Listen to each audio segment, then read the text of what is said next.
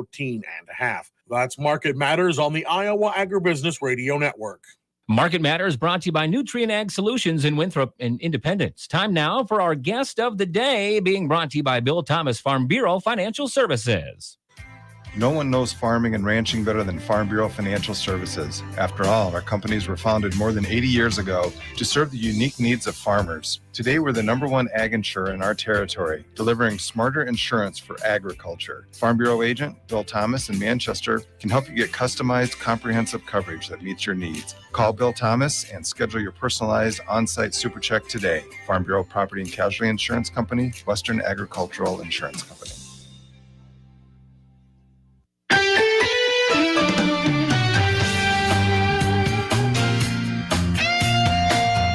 X94.7 KMCH. Good morning to you. It is 8:10 on this Thursday.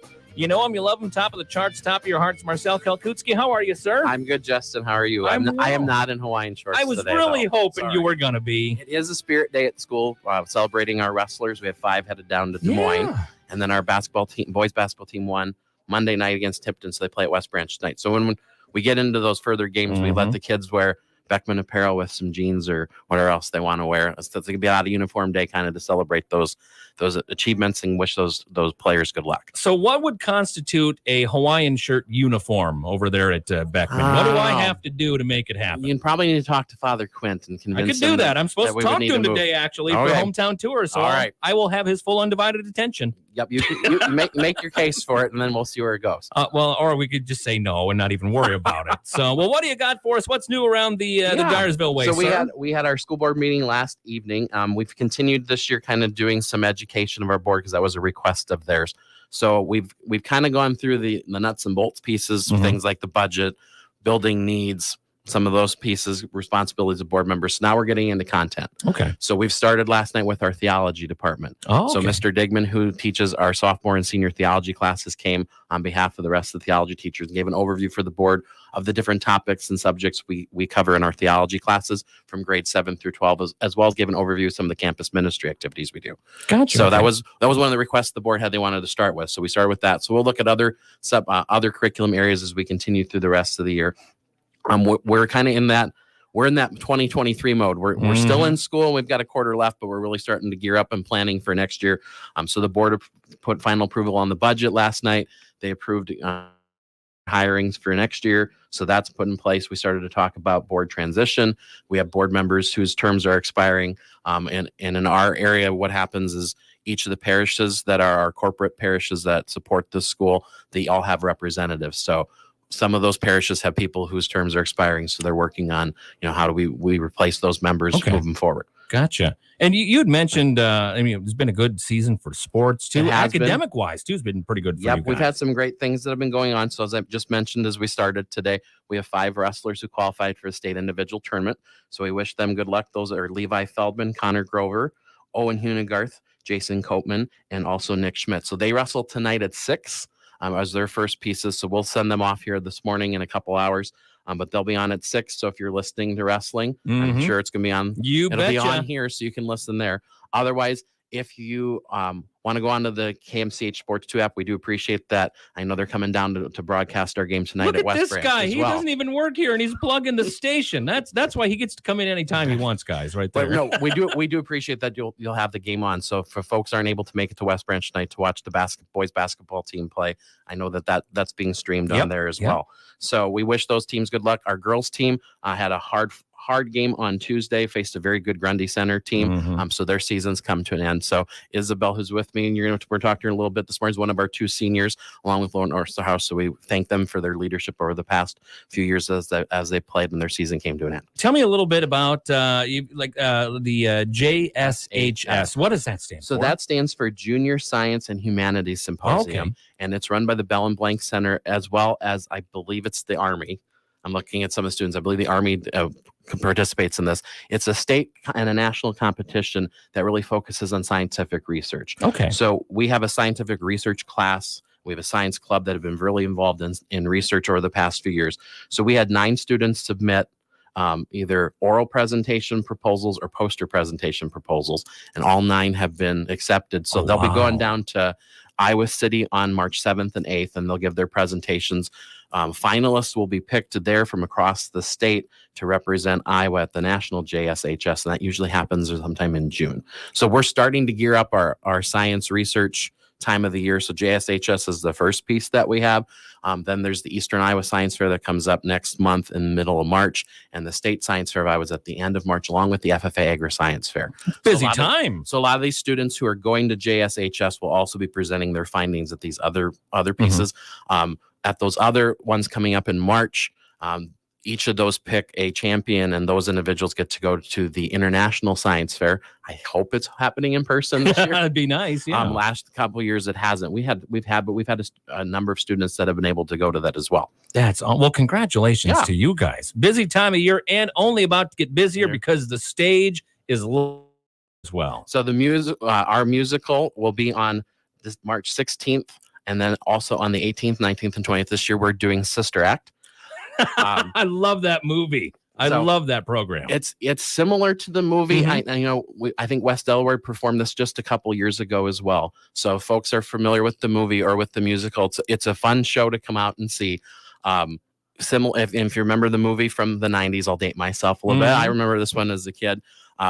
There's just some good-hearted laughter and some fun that comes in with it. So the kids have been working hard with their directors. On the 16th of March, we do a free senior citizen show at 2:00 in the afternoon. We also have a dinner that's afterwards. So if folks are interested in attending that, they just need to call the school office and RSVP. So we make sure we have enough food for everybody that afternoon. General performances for the public are Friday night at 7. That would be on the 18th of March. Saturday night at 7 on the 19th, and then 2:00 on Sunday the 20th. Those tickets will go on sale next week, the 23rd. You can purchase them online by going to the school's website, or you can call the school office for more details. And as good Catholics as all of us, who'd have thought they would be able to put hymns to doo-wop and make a movie out of it? Yep. So, well, awesome. All right. I will ask you kindly, sir, to defer your time on the floor to the two representatives you brought with you and introduce us this morning. So I also have two students with me this morning. Next week is FFA week. So that's the national celebration where we recognize students that are in FFA. So I have two seniors with me this morning. They're members of our chapter, and they're Isabel Cruzy and Carter Gall. And I'm going to turn it over so that you can talk to them a little bit more about what we do next week and more about what our FFA program is all about. Well, Isabel, I'm going to start with you. You are our representative from the public speaking vein. You were just telling me off the air that you gave a speech. So part of your public speaking class, and Mr. Kelkutsky said, this counts as class credit, by the way, if your teacher's listening. Tell me a little bit about public speaking and how it pertains to what you've been doing in FFA. So there's a lot of public speaking throughout FFA outside of the public speaking class. And this is throughout our LDEs. And we actually, LDEs, and we actually have some students going and competing next week on Tuesday because this is FFA week with LDEs. So there'll be about 6 of us giving some presentations. And then in March, we'll have about 40 people competing in different speech contests as well. So now in FFA, of course, you've got extemporaneous speaking, creed. What is the program that you like doing part of FFA? This year I'm actually competing in job interview. Okay. Yep. Okay. So that should be pretty fun. I'm excited to compete against other people and make some new friends at the competitions and stuff. So now part of your speech, you said you had to introduce a classmate. Yep. Would you introduce me to that classmate sitting next to you right there? So this is Carter Gall. He's also a fellow senior. And he is super involved in proficiencies and stuff like that. And I'll let him talk about his proficiency. How are you, Carter? How are things? Now, I let me introduce, say hi to mom and dad. Tell me about the family and tell me about your involvement with FFA. So my family, I live on a farm, and that's just what I've always been on my whole life. And we used to milk cows at our place, and we decided to sell the dairy, and we decided to get into goats. So I bought a goat herd, and that's what I'm doing my proficiency on, is doing a goat entrepreneurship. Okay. And how I'm involving my herd and changing stuff to make a better herd. And all right, let's talk about that. How are dairy cattle different than milk goats? What do you have to change in the barn, the facilities to make it all work? Well, they're actually meat goats. They're not milking ones. Oh, okay. See, I assume that's what happens when you assume. I'm sorry. But so we don't have to milk them twice a day, obviously. There's item number one. But it seems like when it comes to birthing, they're way more. You got to be there more often for birthing because they have more issues than the cows did. But other than that, they're cute to watch run around and play and stuff. That's the main thing that's fun about having them. Carter, which smell better, dairy cattle or meat goats? Probably dairy. Okay. Did you immediately regret the decision after the first time in the barn cleaning up? So No. Well, so FFA proficiencies and both being seniors. Carter, I'll start with you. What is it you enjoy most about being part of FFA? Probably making new friends, going to competitions, and seeing more people that like the stuff that you're into. And getting to meet more people is the main thing. And Isabel, same question to you. What's your favorite part? So FFA brings a lot of stuff to members in general. Being a non-traditional member, so I don't live on a farm, it has offered me the opportunity to grow passion for agriculture. And this is something I want to pursue in my future. Being a senior, I kind of have to figure out my life pretty soon. I'm 38. I still haven't figured it out. Don't feel pressured like you have to get it done right away. So. Yeah, but my experience through FFA has helped me lead to a possible ag education career in the future, which I'm super excited about. Awesome. Well, let's talk a little bit about, and I might defer this to Carter or to Mr. Kalkutsky about the numbers. How many folks do you guys have over there in the FFA program? We have 134 members in FFA right now. That's between 7th through 12th grade. That's a lot of blue corduroy coats is what that is. Wow. And then history. I think there's a deep, rich history. I know a certain news person here at KMCH was a member of the Beckman FFA, if I'm doing my math correctly. I'll ask her when she gets in here. If she wasn't, well, then we're not going to let her in. She has to stay outside. I thought Janelle was. So never mind. Beckman FFA actually started in 2018. Nope, so she wasn't. No. So she would love to be referred to as that young, I'm sure, though. Yep. So we're growing our chapter, and we've had a lot of progress within the last 4 years, and growing what we're competing in, and are successful. We're super successful in a lot of competitions in various areas. So next week, FFA week, what are some of the fun things that you guys have planned? So next week we actually have a state officer visit on Monday, and then we're able to dress up all week, and then we actually have a early out on Thursday, so that'll be nice for all the students. And we also have treats and stuff for each day. Carter, will you be bringing any of the meat goats to school next week to celebrate FFA week? I don't think so. Mr. Kalkutzi's like, no! He's about ready to climb on and grab the mic from you.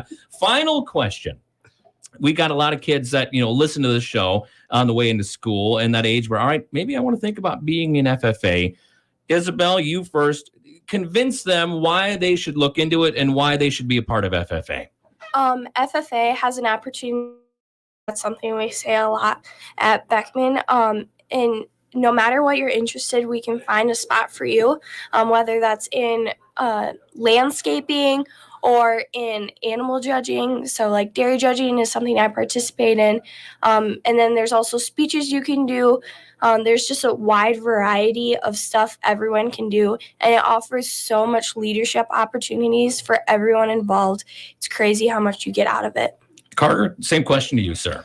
So if you want to learn more about agriculture, if you're interested where your food comes from stuff, you can learn a lot from FFA about where you get your food from, and you can do research on stuff, and there's multiple different ways you can get involved. Well, so nice to meet you guys. Thanks for coming in this morning. When you want to pass that microphone back over to Mr. Kalkutzi, you got to be proud of these guys. Absolutely proud. And and when they talked about before 134 members, we have about 375 students, grade 7, 12.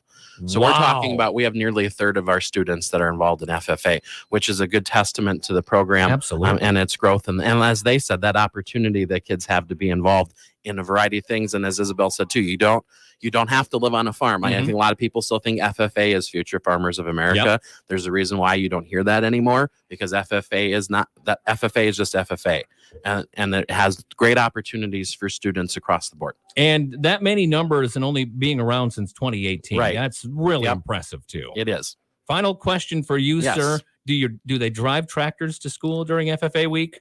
Since it's in the winter, we don't do that. We Well, usually they got big tires on them. That's why they're yeah. put there. we were actually they were going to drive them during Catholic Schools Week, but then the weather wasn't very cooperative. So I don't think next week. We usually try to do that when the Okay. weather's a little bit better. We have quite a few students that have some older tractors, Mhm. no cabs.